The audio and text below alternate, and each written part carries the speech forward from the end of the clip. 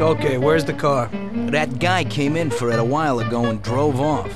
But he said he was going for dinner at Roy's Grill. It's downtown, it's just a little way from Pepe's restaurant. Hey, if you hurry, you'll still find a car there. What's going on? Today's Customer Appreciation Day? This one's an exception. He owes me big time. I did a bunch of jobs for him and I haven't seen $1. God knows what he does, but at the same time, he acts like a classy guy. Now, this way, he pays his debts and I pay my debt to you. Now, you better get going. Right, thanks.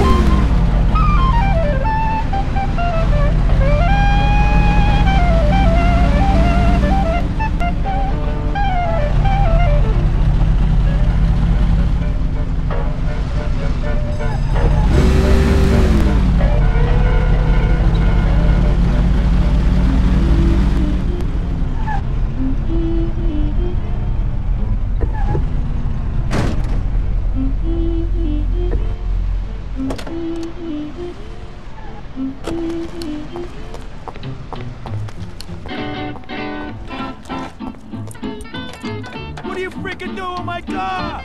Police! Stop thief! You get away with it!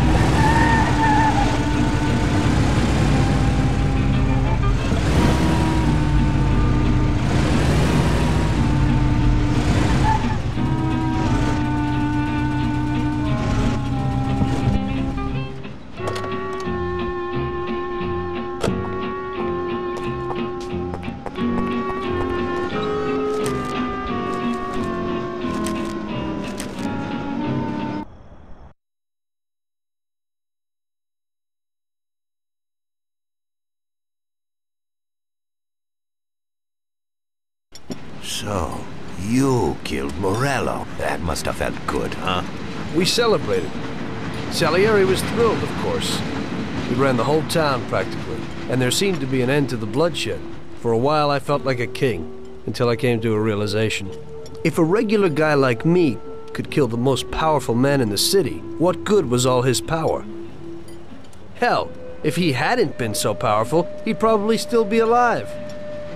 It seemed to me that no matter how strong someone was, there was always somebody stronger to take them out. So where did that intuitive thought take you? Greediness is bullshit. When you have no money, you think that a few bucks a month will be enough. Then you realize that it wouldn't be bad to have a nice car. You'd get a great job in some high-up position, but in actuality, you're thinking about going higher. Before you know it, you want to be the President of the United States, and you want to win the war against the Germans. Luckily, that won't happen. Plus, the whole strategy of watching other people's backs has one basic flaw. The whole time you have to watch your own back in case someone else has the same idea. So I thought to myself that maybe I ought to change my priorities a little. Great Bible story. Laugh it up. You know where it got me in the end. This. Who is it? It's from 1920. The old man is Don Pepone. The two younger ones are Salieri and Morello.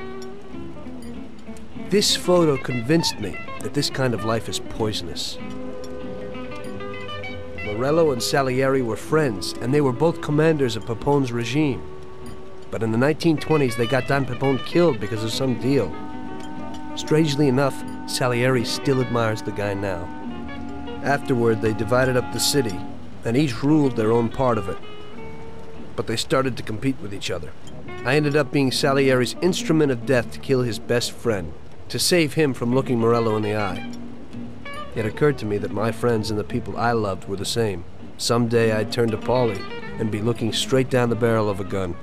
I couldn't be sure of anybody, above or below me. But you were risking your life every day. Being a sharpshooter for the Mafia ain't no bed of roses the way you tell it. It's different when you're living it.